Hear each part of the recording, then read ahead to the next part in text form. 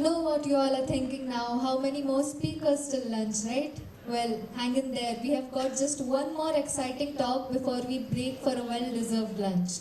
So let's keep that energy up, okay? The food will taste even better after we learn something cool, I promise. So up next, we are diving into a topic that is sure to supercharge your app development skill and spark some innovative ideas. Our next speaker, Shree Bhagwat, is a founder of CodeAmy and a Google developer expert for Flutter and Dart. She is here to talk about how you can supercharge your apps with AI using Firebase Genkit.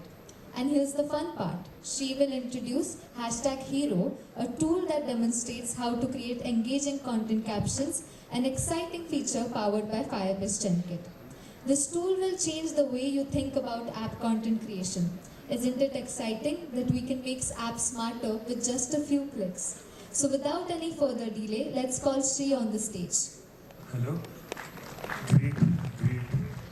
कसं काय पुणे? अरे काय भाऊ माहिती जेवणाची वेळ झाली जरा आवाज जरा ताकद दाखवा कसं काय Pune? Great. So first of all, great. Thank you for having me here and great introduction by Cloud Pune team. My name is Shree Bhagwat. I am GDE in Flutter and Dart, as well as I am a founder of CodeAmy, which is an app development company. We generally build applications on various client projects that we want. And today I'm going to talk on my topic called as Supercharge your apps with AI. Okay.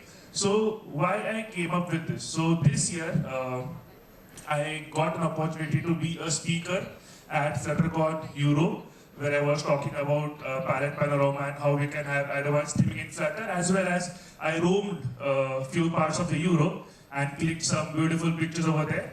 And I wanted to share those images on social media, and with generative AI using so much, my creativity has completely lost, and it's very difficult for me to create some nice captions. So I thought, okay, let's create an application where I can upload an image and it will scrap that image and create a nice caption for me. And I needed a solution which should be quick, easy, and of course free, because we are developers, right? And I wanted to make sure that I'm not investing too much into this application, because that was a side project for me. And I gave a try for multiple LLMs, but again, when we are about to build an application, the response that we get from the LLMs is, you guys know. So I tried ChatGPT, I tried the Google AI Studios, and the response I was getting, that was very, very difficult to comprehend into my application and use that response as per my need. So what I thought, let's create an application called as #Hero with Genkit. How many of you over here have heard the term Genkit? Can you please raise your hands? Very few, I can't say at the back, but yes, if you guys have not heard what Genkit is, this talk would be really, really amazing. Genkit is a powerful developer-first framework for building AI-powered application that you can add AI features into your application, okay? Now, why Genkit is so important, or let's say why Genkit makes things easy, is first because you can add multiple LLMs, okay, inside your applications. You can switch between multiple LLMs inside your one single application. And Google calls it Genkit, but what I call is a generative AI kit, which helps us to integrate what all generative models are present inside your application in a very easy and systematic way. So making, or let's say decreasing our efforts or time required for creating our application. Now, agenda, what we are going to cover. First of all, basic introduction to Genkit, then key features of Genkit, setting up a Genkit project, how we can actually set up a Genkit project, then generating content of this Genkit project, understanding and creating flows, managing schemas with structure input and output, and deploying flow as a cloud function and calling the flow into our Flutter application. Now, calling the flow into Flutter application will be a very minute part, because this talk is not based on Flutter. It is mostly based on Genkit. Now, I will skip through the slides because we have very less time, but I'll make sure to focus on few of the very important slides, or let's say important concepts in Genkit. And Those concepts will help you make your application easy, and those are dot prompt, that is one. Flow is another, how you can create your flow and push that flow, and then how you can call that flow into your application, okay? So let's start. Now, how Genkit helps? First of all, it is intuitive. Now, intuitive means it is very easy for developers to use it. It is AI focused for local development, as mean you can use Genkit to have a local AI environment created for you, and it has a nice UI. So it's not difficult where you have to just create some command prompts or use it into an application. It comes with a proper nice UI, and you can play around it and get the desired output that you want.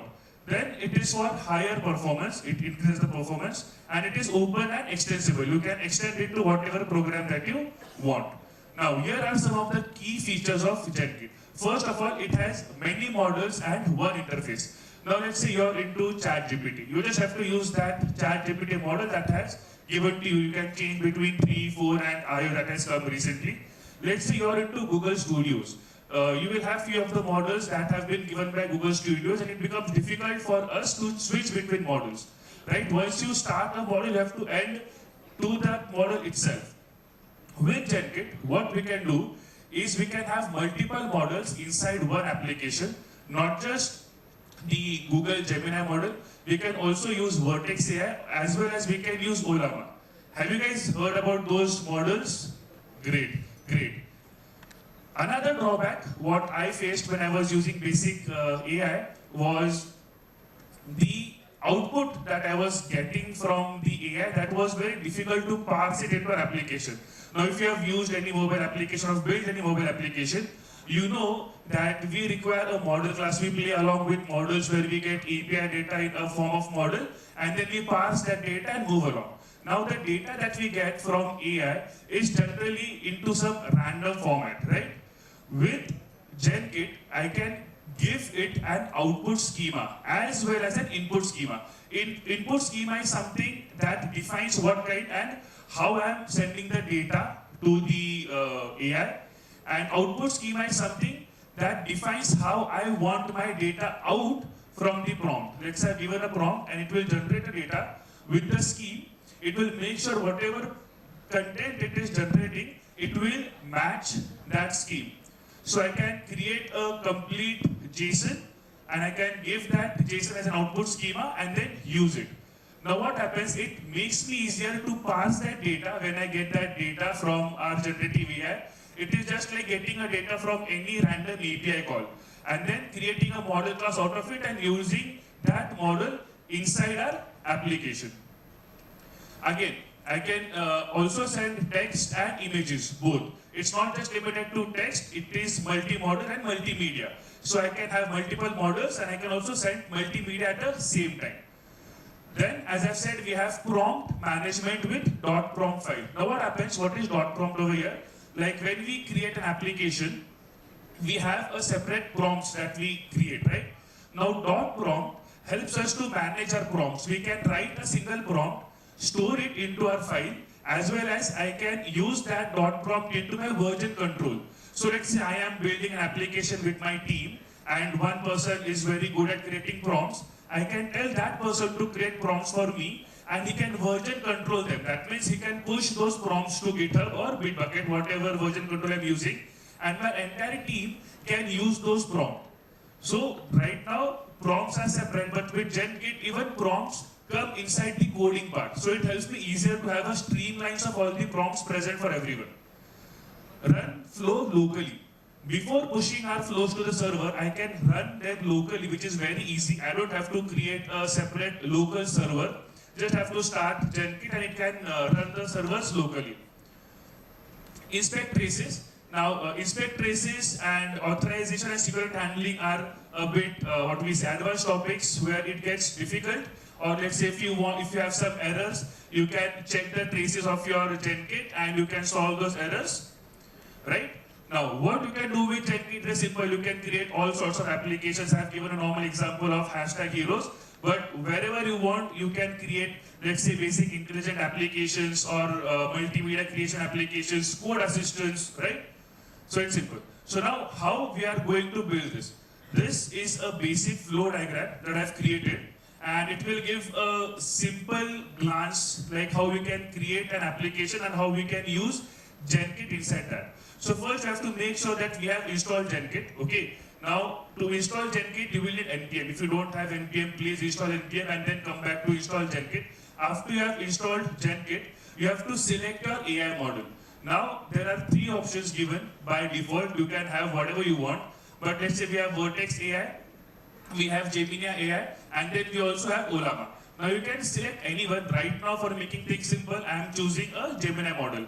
Once you have set up your model, what you have to do is you have to generate flow.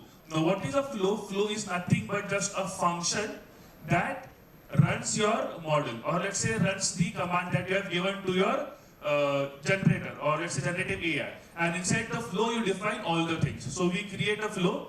And after we have created a flow will need a prompt file, okay? Now that is handled into Gemini with a dot prompt. Now what is prompt? What we are going to send, right? Now there can be three ways you can add a prompt into our Genkit. One, if you have a prompt file. Second, by just normal code, by creating a dot prompt code. And third, by creating a dot prompt file. So let's say someone has a URL, you can also import a URL, you can also import a normal function, or else you can have a dot prompt file separately into your application. Once that is done, all you have to do is deploy your flow to a cloud function. If you are creating a flow, you have to deploy that to our Firebase cloud function and just call that cloud function into our application.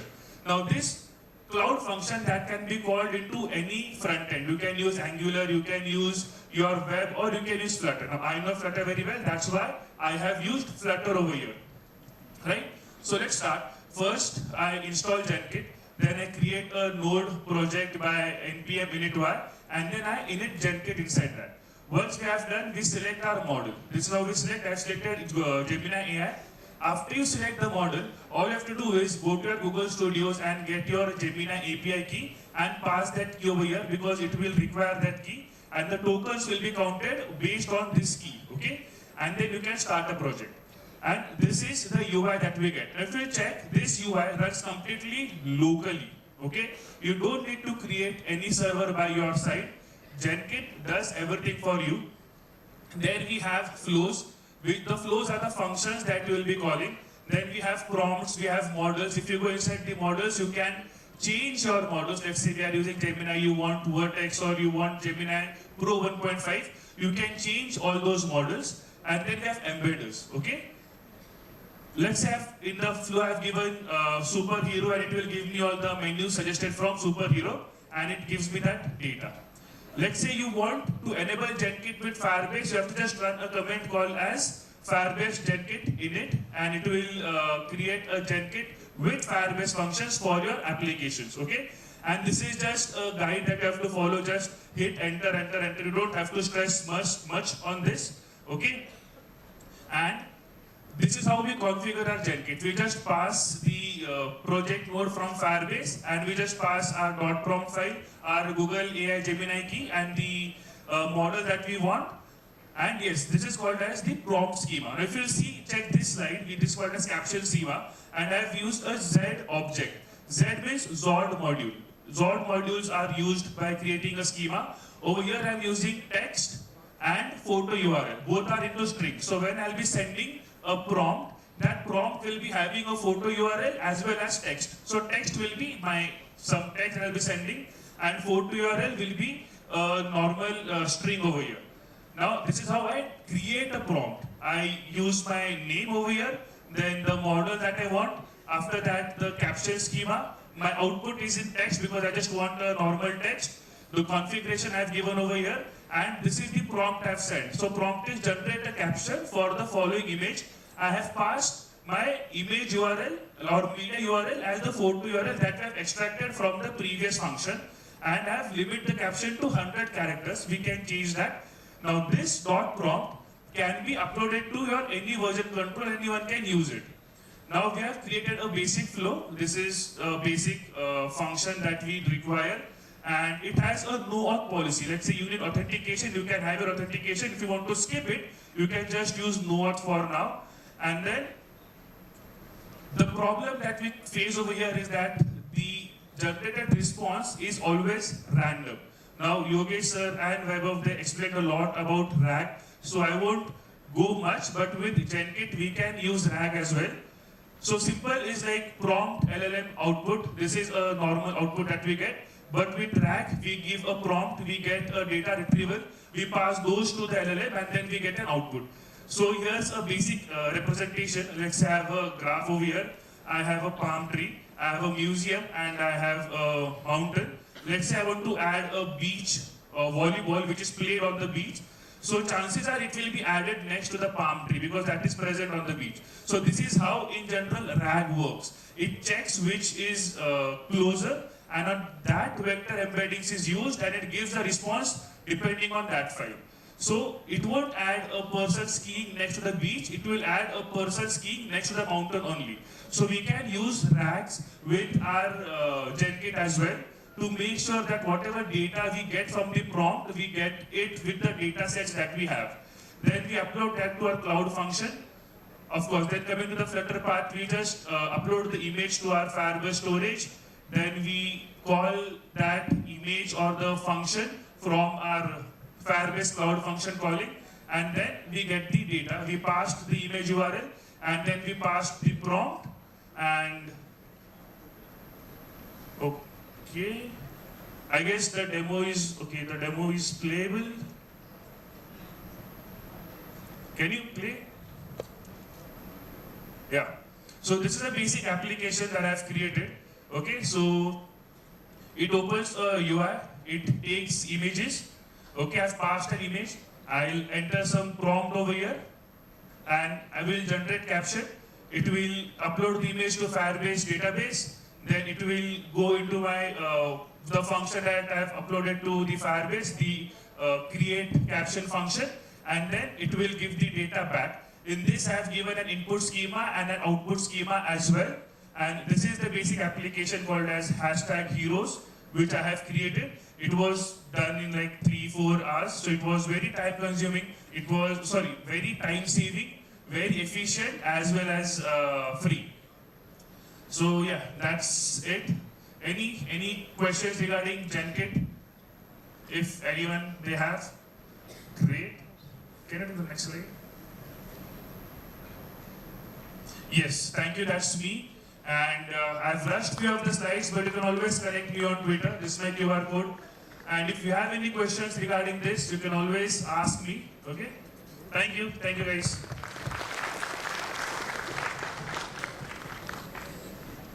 Thanks a lot, Shree, for that fantastic talk on Firebase Genkit. It was great to see how this tool can make adding AI features to apps so straightforward and accessible. Let's now call Kunal on stage to felicitate Shree.